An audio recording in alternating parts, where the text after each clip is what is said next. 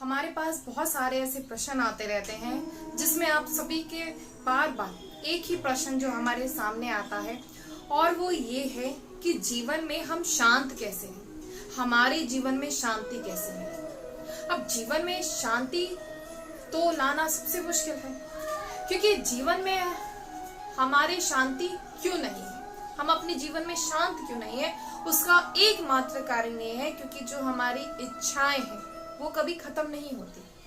अब हमारी इच्छा रहती है कि हमें संतान की प्राप्ति हो। जिनको संतान की प्राप्ति होती है वो भी दुखी रहते हैं, वो भी अशांत रहते हैं। जिन्हें संतान की प्राप्ति नहीं होती वो भी अशांत रहते हैं। जो सोचते हैं एक अच्छा सा जीवन साथी हमारे जीवन में आ जाए तो हम शांत हो जाएंगे, हमारे जीवन में शांति आ जाएगी। और जिनके जीवन में अच्छा सा ये जीवन साथी होता है लेकिन वो फिर भी अशांत रहते हैं, तो कभी भी हम जीवन में शांति नहीं पा सकते। एक कथा के माध्यम से आपको समझाना चाहेंगे।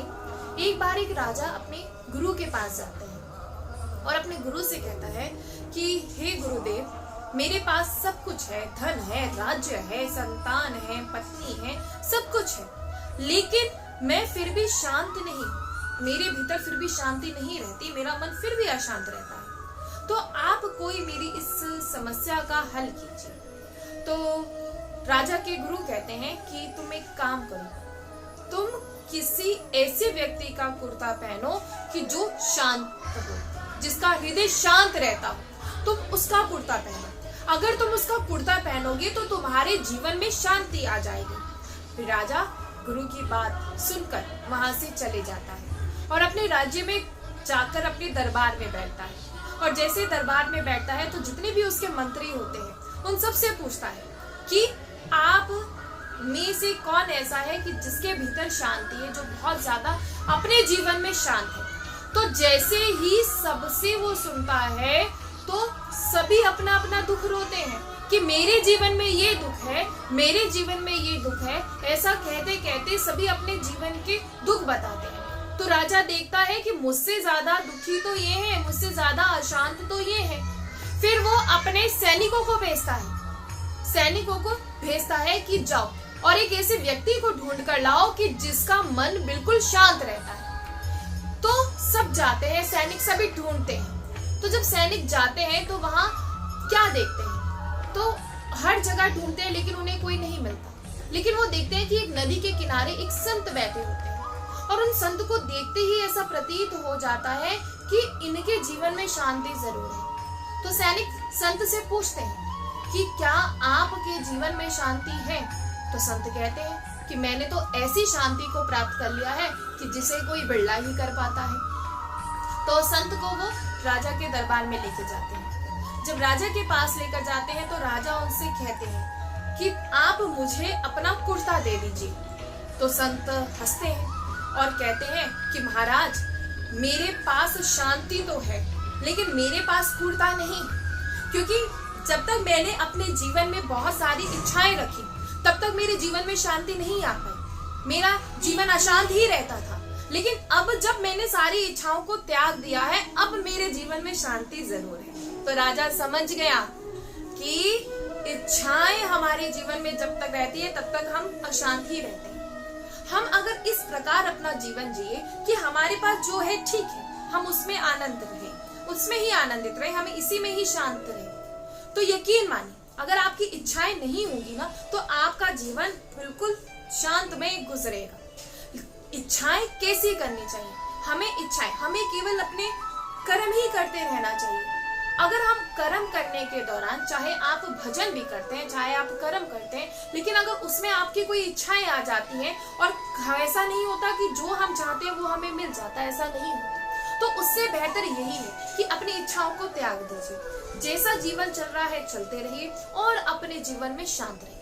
और यकीन मानिए जब ये इच्छाएं खत्म हो जाती है ना इस जीवन से, तो परम आनंद और परम शांति जीवन को प्राप्त हो जाती है। हम इसी में अशांत रहते हैं, इसी में दुखी होते रहते हैं कि हमारे जीवन में बहुत ज्यादा दुख है, हम बहुत ज्यादा दुखी हैं। लेकिन सबसे बड़ी बात यह है कि उन्हीं दुख को पार करके, उन दुखों का निवारण कर आपको अपने जीवन में आगे बढ़ना है। एक राजा का मन था कि वो एक सोने की मोहरे से भरा थैला वो उसी इंसान को दे जो उसके काबिल हो। तो राजा अपने राज्य के मार्ग पर जाता है, तो वहां एक बहुत बड़ा पत्थर और उसके नीचे वो सोने की मोहरे का जो थैला होता है उसे उस पत्थर के नीचे रख देता है।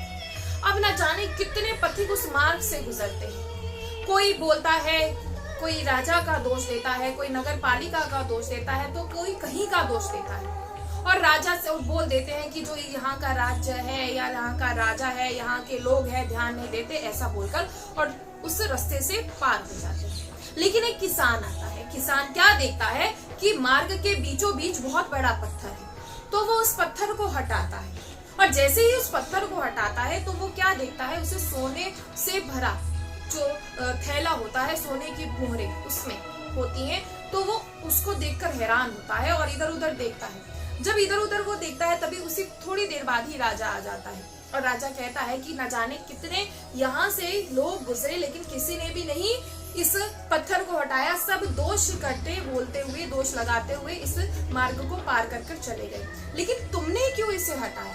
तो वो किसान कहता है कि मैंने इसीलिए इसे हटाया कि मुझे ये लगा कि अगर मेरे थोड़े से परिश्रम से आने वाले जो पथिक है उनको कोई कष्ट ना हो, अगर मैं थोड़ा सा अपनी मेहनत करता हूँ इस पत्थर को हटाने के लिए, लेकिन मेरी थोड़ी सी मेहनत आने वाले लोगों के लिए सुखमय रहती है। तो इतना सुनते ही राजा उससे प्रसन्न हो गया। ऐसे ही हमें अपने जीवन में जितने भी दुख आ जाए उन दुखों का निवारण करते हुए हमें आगे बढ़ना है। और यकीन मानिए, जब उस दुखों का निवारण करके उस दुख को आप उस दुख पर विजय पाके जब आप आगे बढ़ते हैं तो आपको भी जीवन में परम आनंद प्राप्त होता है। इसलिए अपने जीवन में घबराइए नहीं। शांत कोई भी नहीं है, लेकिन शांति आप ला सकते हैं। वो कैसे ला सकते हैं? अपनी इच्छाओं को खत्म करके। और जिसकी इच्छाएं नहीं रहती फिर उसे क्या है, वो तो जैसा जीवन जी रहा है वो आनंदित रहता है। ऐसे ही संत है, इनकी कोई इच्छाएं नहीं होती, इनका तो बस केवल एकमात्र लक्ष्य होता है, वो होता है प्रभु को पाना। अब हम संत तो नहीं बन सकते, लेकिन हम एक कार्य तो अवश्य कर सकते हैं, अपने जीवन में शांति के लिए अपनी इच्छाओं को हम खत्म कर दें। और जिस दिन ये इच्छाएं खत्म हो जाएंगी, यकीन मानिए आपके जीवन में आपको परम शांति अवश्य मिलेगी। जय श्री राधे।